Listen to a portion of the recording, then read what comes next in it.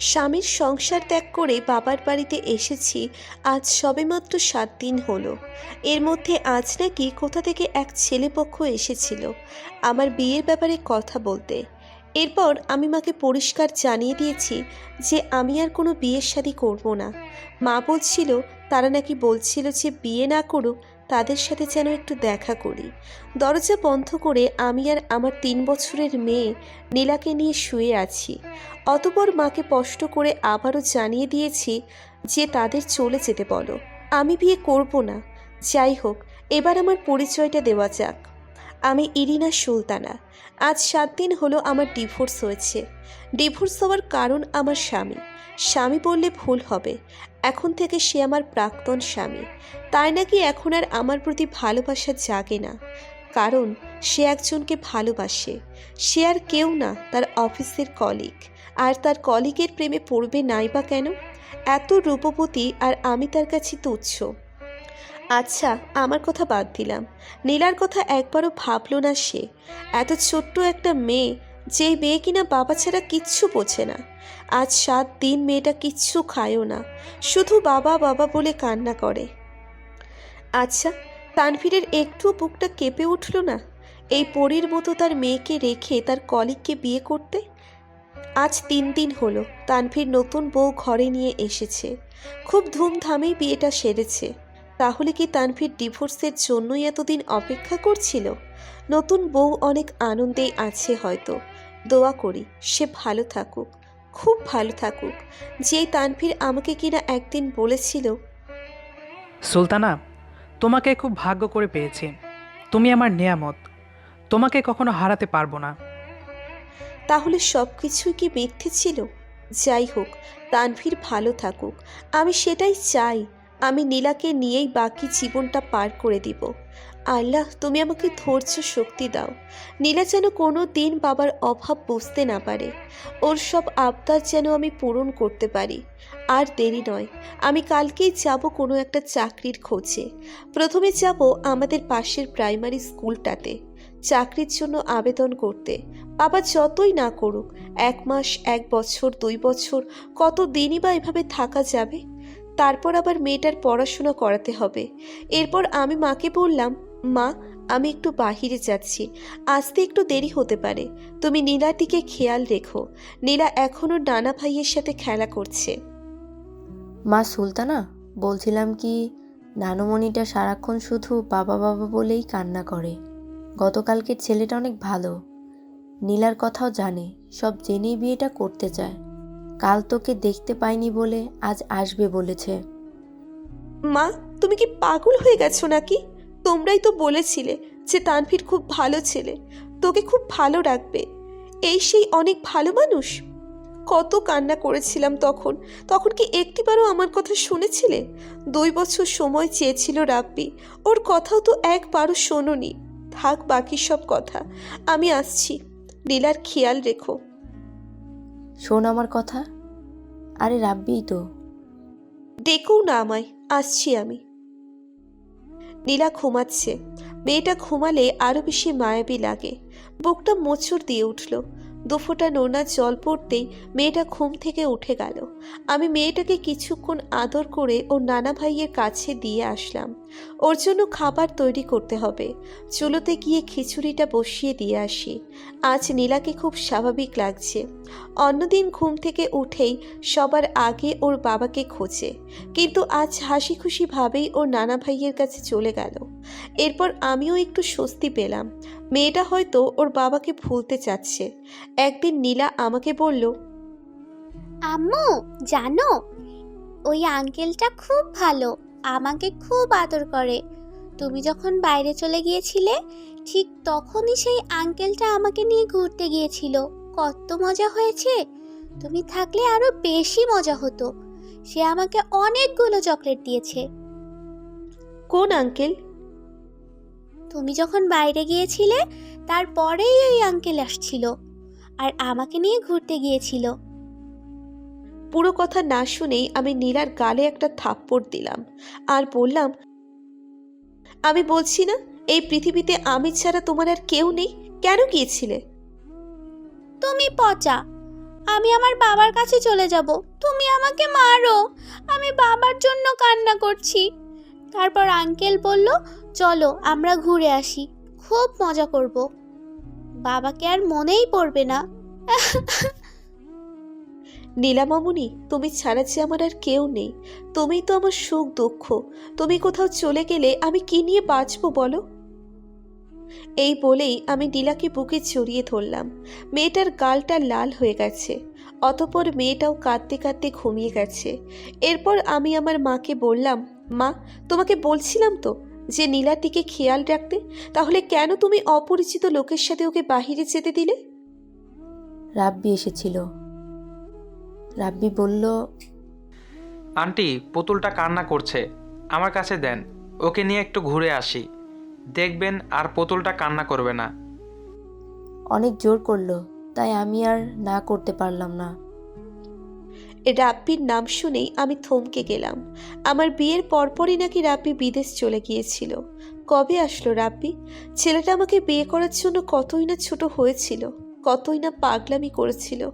বাবা বলেছিল, রাব্বি তোমার থেকে 2 বছরের বড়, ও সংসার সম্পর্কে কি জানে।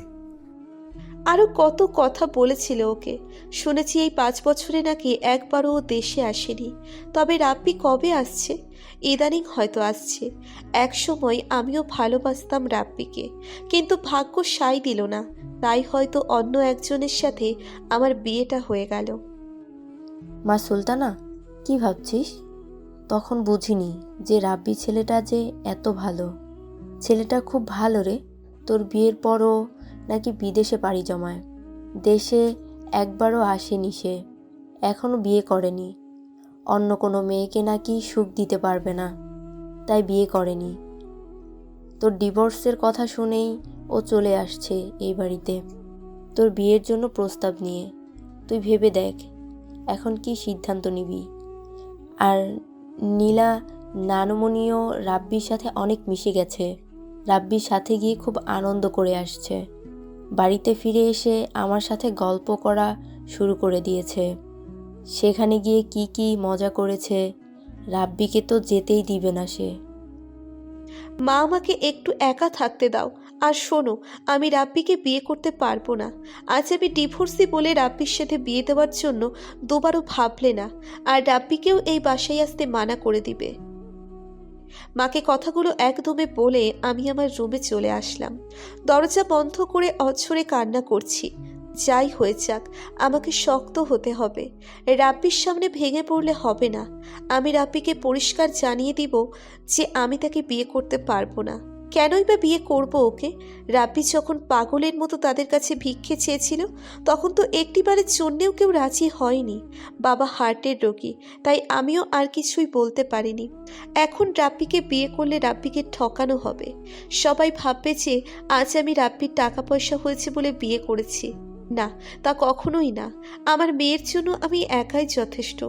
আমাকে এভাবে ভেঙে পড়লে হবে না। অতঃপর রাব্বি ও তার মা বাবাকে নিয়ে আমাদের বাসায় এসেছে। নীলা রাব্বির কোলে বসে আছে। তাহলে নীলার কালকের কথা মনে নেই? ওকে যে মারলাম। এরপর রাব্বি আমাকে বলল, সুলতানা, কেমন আছো? কাল নীলাকে নিয়ে ঘুরতে বের হয়েছি বলে তুমি ওকে মেরেছ কেন? আমার কোনো কথা নেই, শুধু তাকিয়ে আছি মানুষটার উপর। আগের মতোই আছে।